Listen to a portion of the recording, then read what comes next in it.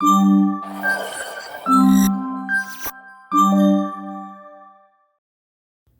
everybody. I hope you are doing well. I'm Ashkan, and welcome back to CFD College. In this video, I'm going to solve three problems of Fluid Mechanics 1. Problems are related to gate and force in fluid statics and also buoyancy force. Uh, in this channel, I have many videos on CFD. So if you are interested in fluid mechanics or CFD, numerical simulations, you can enjoy other videos, and please subscribe to the channel. And if you find these videos useful, please share them with your friends so they can use these videos to learn something. Okay, let's move to tutorial 3. Let's start solving problems. Before starting, I should mention that please watch video of assignments related to this tutorial, related to gate problems. I've solved many problems regarding gate in fluid mechanics in that video, and that's better for you. You can learn many things because these problems in tutorial 3 are not so difficult. They are easy, and gate problems can be difficult in fluid mechanics 1. So let's start solving. In the first problem, which is problem number 109 of chapter 2, we have this gate, thin, 4 feet wide, right angle gate. So the width is 4 feet. We have this right angle gate with negligible mass. It's important, so we don't need to consider the mass and the weight of the gate. It's free to pivot about a frictionless hinge here. The horizontal portion of the gate covers 1 feet diameter drain pipe. Here, this pipe that contains air at atmospheric pressure. Determine the minimum water depth, H, at which the gate will pivot to allow water to flow into the drain pipe. Okay, so we have to determine different forces acting on gate walls, and then we can use momentum, this equation, the summation of momentum over hinge equals 0 to find H. But first we have to find forces. We have this vertical part of the gate. On this part, we know that due to the water, we will have this force F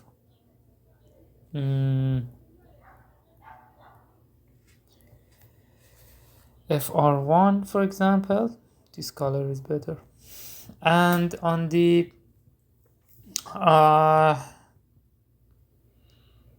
horizontal part of the gate, we have FR2. So if this is the gate,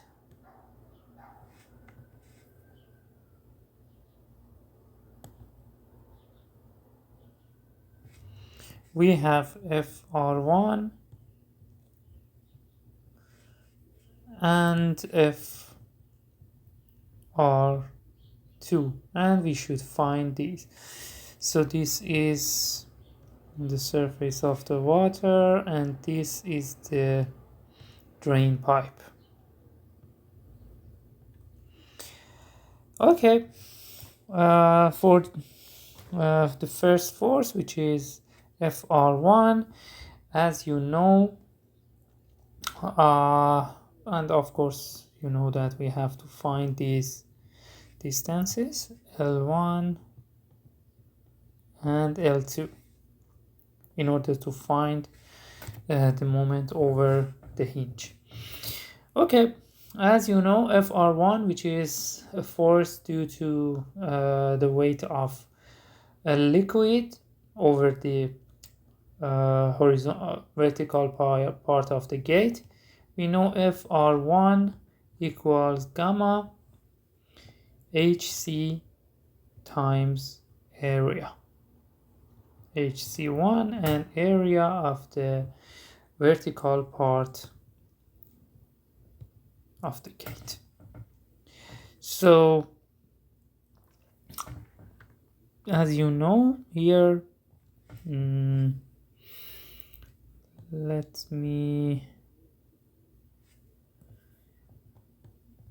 this is the gate, this is FR1 and here is L1.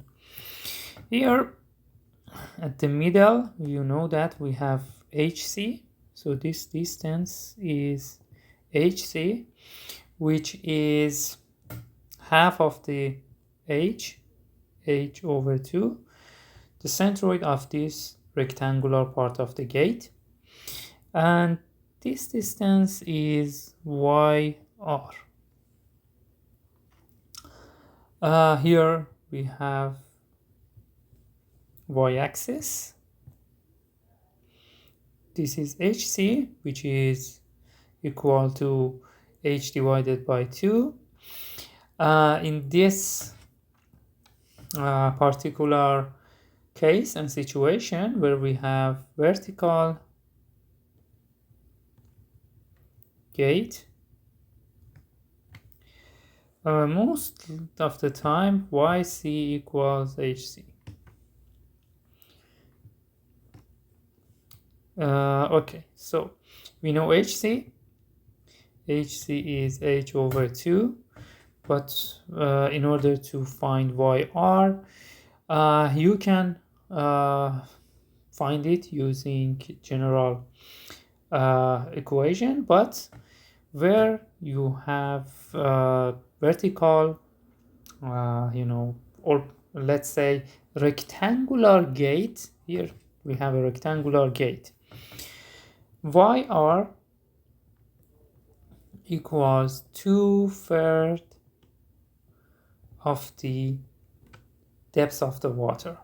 So L1 is 1/3 of the depth of the liquid, or which is water here. So here YR, actually the acting point of this force, as you know, force in fluid statics where we have gate problems have 3 different characteristics. One is magnitude, which is gamma HC area. The second one is acting point. So for example YR, here when we have a rectangular gate, the acting point is 2/3 from the top and 1/3 from the bottom. So if this is the gate, here is FR, 1/3, here for example is H, 1/3 from the bottom, 2/3 from the top. And the third one is direction. The force is always perpendicular to the gate. So in this problem, we know the magnitude, which is this formula. We know gamma of water, We know hc, which is the distance between the water surface and the center of gravity of the gate, and we know the area. So by these informations we can find FR1, which is 62.4 pounds per cubic feet, times gamma, which is hc, which is h divided by 2, times area, which is h, times w, which is 4 feet. W is 4 feet. So FR1 equals 125 h to the power 2. And we know L1 is 1/3 of the depth, 1/3 of the h, because hinge is here. If we had the hinge at the top, then L1 would be 2/3 of the h. But let's have a look at horizontal part of the gate. This is the gate. This is the drain pipe.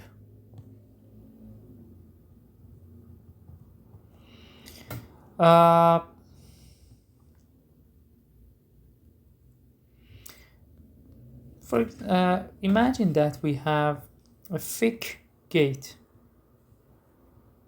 or any object with thickness of delta which isn't negligible.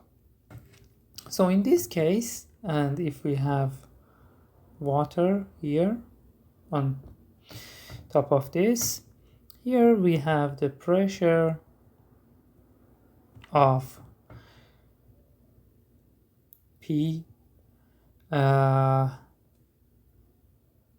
atmosphere plus gamma h. Imagine that this distance is gamma, is h, this depth. On the bottom side, we have this pressure distribution, and the pressure is atmospheric pressure plus gamma times h plus delta.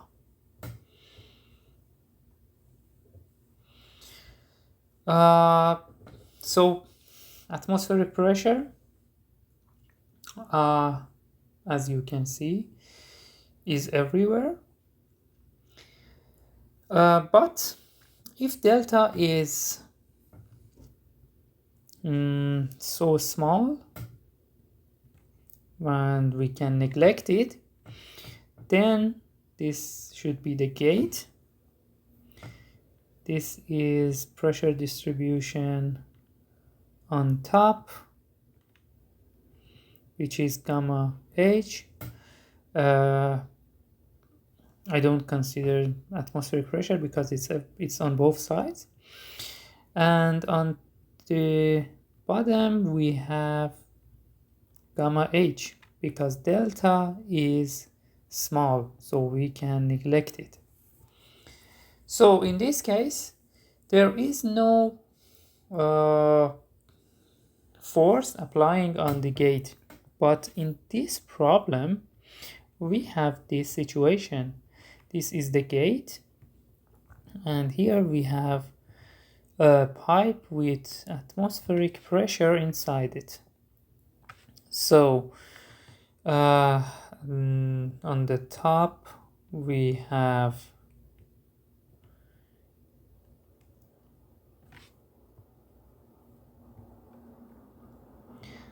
P atmosphere plus gamma h. On the bottom side we have gamma h plus atmospheric pressure on these sides, and here we only have atmospheric pressure. So on this part, on this surface, which is pipe's cross-sectional area or pipe's inlet, we have a pressure difference. So because of this pressure difference, which is gamma H, and we know the area, so here we have a pressure difference, and if we multiply this by the area of the pipe, we can find the force. So because of this pressure difference between top and lower side of the plate, we have another force in this problem, only because of the existence of this pipe. So as you can see here, we know the magnitude of pressure, of force, sorry, FR2 equals the pressure difference, which is gamma H,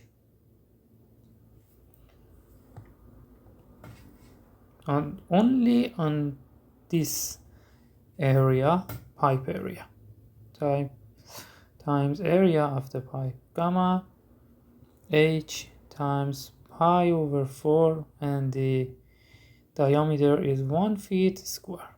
So we know gamma, which is 62.4 pounds per cubic feet. So FR2 equals 49 H. The direction is obviously downward because here on the top we have higher pressure, and the acting point is the middle of this cross-section area of the pipe. So actually it's the centroid of this circle. So that's why I have this force here at the middle of this pipe, at the centroid, the center line of this pipe. So we know L2. L2 equals the distance between the gate and the central axis, so which is 3 feet. So we know FR2 and L2, which is 3 feet. Now we have these forces, we can solve this equation to find H. So the summation of moments over O should be 0. So FR1 times L1, because the moment due to FR1 is counterclockwise, while the moment due to FR2 is clockwise. So they are in the opposite direction. They should be equal, FR2, L2. So 125 H to the power 2 times L1, which is 1/3 of H, should be equal to 49 H times 3 feet. And from this you can find H equals 1.88 feet. As you can see, gate problems are tricky somehow, and you have to be careful in these problems. Okay. Second problem. Problem number 118. We have this pop bottle. The air pressure in the top of the 2-liter pop bottle, and the figure below is 40 psi. So here air pressure is 40 psi. Actually, this pop bottle is like a closed tank. So the pressure on the surface of this liquid, on this free surface, equals the pressure of air, which is 40 psi. The pop depth is 10 inches. As you can see, the bottom of the bottle has an irregular shape, this one, with a diameter of 40.3 inches. Okay, 43.3 inches. If the bottle cap has a diameter of 1 inch, what is the magnitude of the axial force required to hold the cap in place? As you know, because of, this is the cap, because of air, we have this air pressure, so we have force, which is equal to pressure times area. So first part is easy. A F of cap equals pressure of air times area of the cap equals 40 pounds per inch square times pi over 4, and the diameter, which is 1 inches square. Here we have inches in psi, and we have inches square, in psi and inches square in the area, so we don't need to convert the inch to feet. So the force can be found as 31.4 pounds. Section B, determine the force needed to secure the bottom 2 inch of the bottle to its cylindrical size. For this calculation, assume the effect of the weight of the pop is negligible. So for part B, here is the irregular shape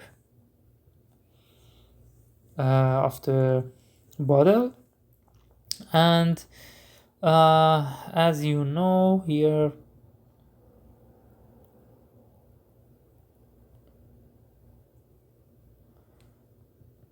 we have a pressurized air. Because of air, we have force on this side, and if we want to stick these parts together, keep them keep them in place, we need to overcome this force.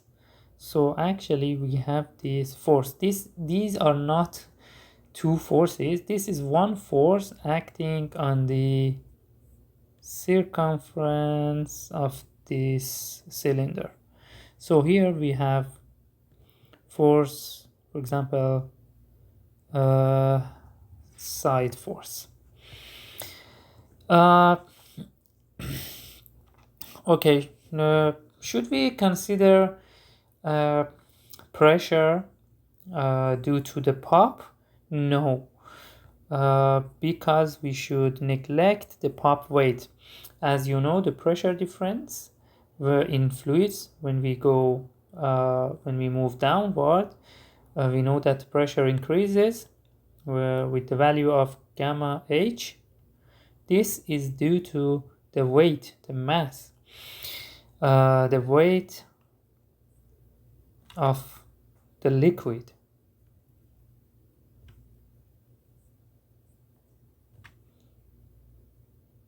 Okay, and if you don't know how it relates to the weight, gamma is rho g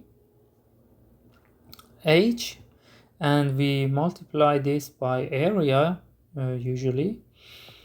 So here h times area gives us the volume times density gives us the mass, and mg gives us the force. So this gamma h is because of the weight of the liquid. So here we should neglect that, so we don't need to consider gamma H. We only have to consider air pressure. So F, actually, we know that here we have pressure due to air, and we know that summation of forces in vertical direction should be 0, so F1 should be equal to side force, and as you know, F1 is only due to pressure. So, and you know how to calculate force due to air pressure. Pressure of air times area equals the side force. So F side equals pressure, which is 40 pounds per inch square, times area of this circle. Actually, yeah, area of this circle, because pressure is acting on this surface. So area equals pi over 4 times the diameter is 4.3 inches square. So F side equals 581 pounds. Part C, by how much does the weight of the pump increase the pressure 2 inch above the bottom? 2 inch above the bottom. Okay, assume the pump has the same specific weight as that of water. So for part C first, we know that gamma of pump is equal to gamma of water, which is 62.4 pounds per cubic feet.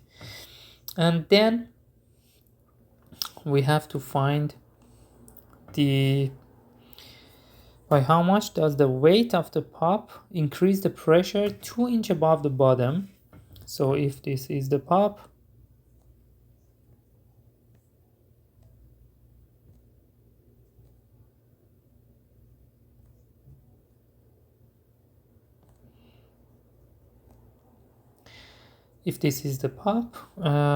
here is, for example, 2 inches, and here, for example, is point B,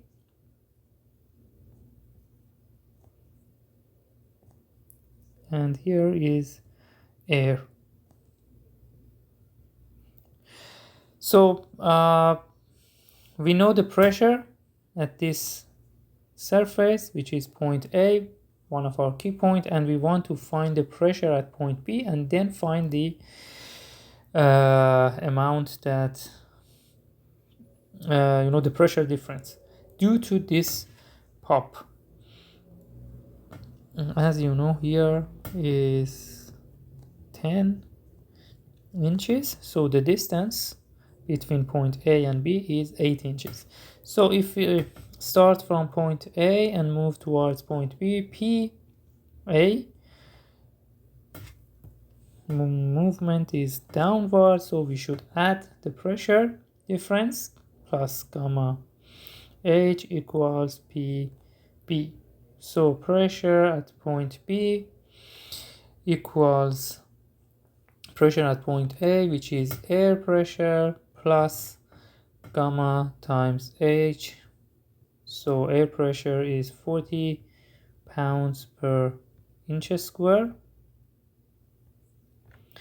plus gamma, which is 62.4 pounds per cubic feet, times H, which is 8 inches, so h over 12 feet, and then we can convert pound per feet square to pound per inch square if we divide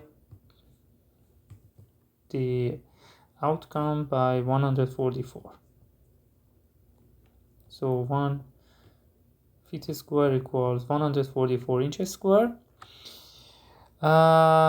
equals, let me write down here, 40 pounds per inch square plus 0.289 pounds per inch square. So as you can see, this is the increase in the pressure, which is really small. It's smaller than 1% of air pressure. That's why in section B we didn't need to consider the weight of pop. Let's move to the third problem, problem number 142. This problem is related to buoyancy force. When you put any object inside any liquid, there is a force named buoyancy upward, which is acting on the object. So for example, if this is the liquid level, here you have this object with volume of V. Due to the liquid, you have this upward force, which is called buoyancy force, and the magnitude, so we know the direction. The acting point is on the center of gravity of the object, which is not important in fluid mechanics 1, and the magnitude is equal to gamma of liquid times volume of the object. So this is buoyancy force. If you put any object within the water or any other liquid, the buoyancy force will be acting on the object. Okay, let's see what we have in this problem. A 1 feet diameter, 2 feet long cylinder. So for this cylinder here, diameter is 1 feet and length is 2 feet, floats in an open tank. So here we have an open tank. As you know, in open tanks, the pressure on the surface of the liquid is atmospheric pressure, and since we usually work with gauge pressure, the pressure on this surface is 0. Containing a liquid having a specific weight of gamma, we don't know it.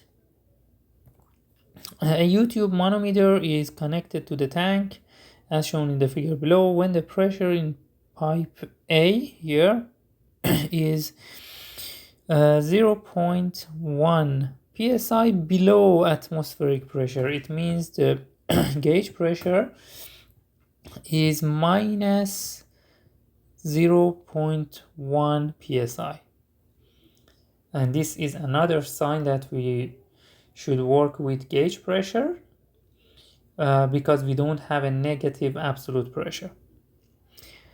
Okay, determine the weight of the cylinder. Note that the top of the cylinder is flush with the fluid surface. Okay, we should find the weight of the cylinder, and we don't know specific weight of this liquid. So we have to find the specific weight first, and then we can find the force, sorry, the weight. As you know, this cylinder has this weight, and because it's inside the liquid, we have buoyancy force. So the summation of forces in vertical direction should be 0 because it's still, it's stationary, nothing moves. So W equals buoyancy force. So W equals the gamma of the liquid, which is an unknown, and volume of the cylinder, which is area, cross-sectional area, pi over 4 d squared times the length of the cylinder. As you know, we know L and D, but we don't know gamma. And using this manometer, we should find gamma. Okay, we know the elevations. Here is 1 feet, 2 feet, half feet. Foot, and what else we know? We know here the pressure. This is water. We know the specific gravity of this liquid, which is 1.5. So we should use this manometer. The first step is to find key points. Here it's obvious that point A is a key point because we know the pressure, and here the free surface of the liquid is another point. Why? Because we know the pressure. So you should start from point A and move towards B, or vice versa. So I start from point B and move towards A. So P, B. Then we should move until we reach the first interface. So I should move like this. This is the first interface, so I moved downward. The movement is downward. I should add the pressure, gamma times the depth is, all these should be add together. Yeah, 3 point times 3.5 feet. Sorry for the interruption.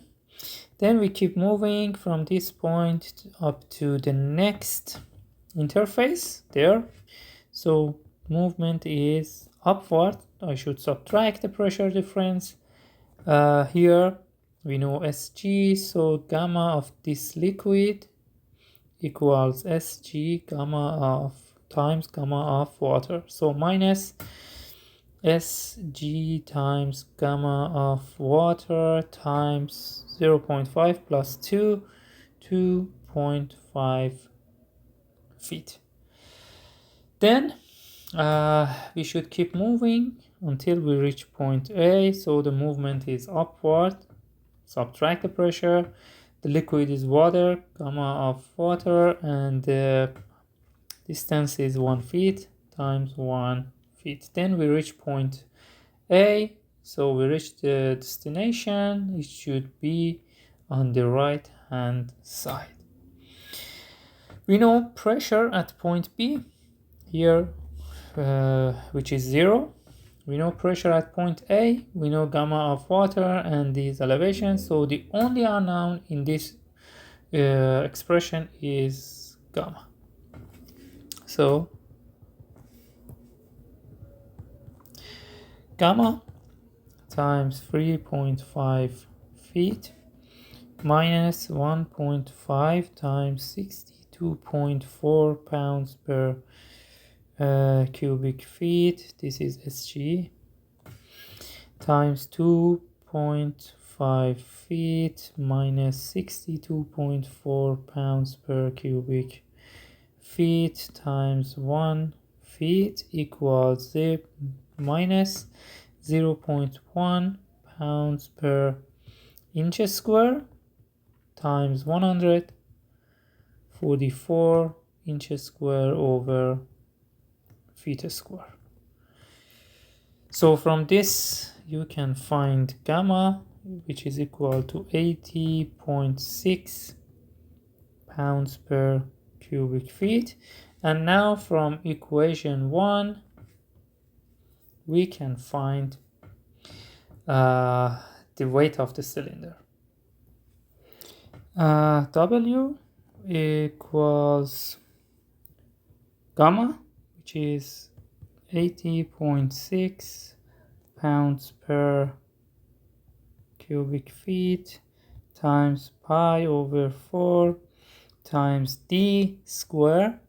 D is 1 feet, so 1 feet square times length, which is 2 feet.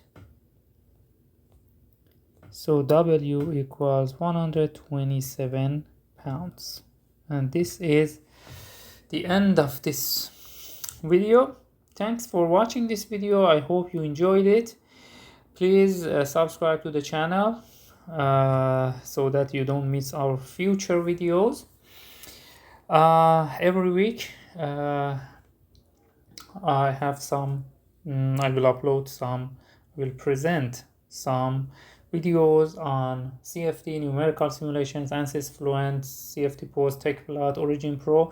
You can use TechPlot and Origin Pro for your reports, thesis, articles, papers, in order to generate or draw insightful graphs or plots and charts. So please share these videos with your friends if you find this useful. And thanks for watching the video. Until the next video, take care of yourselves and bye bye.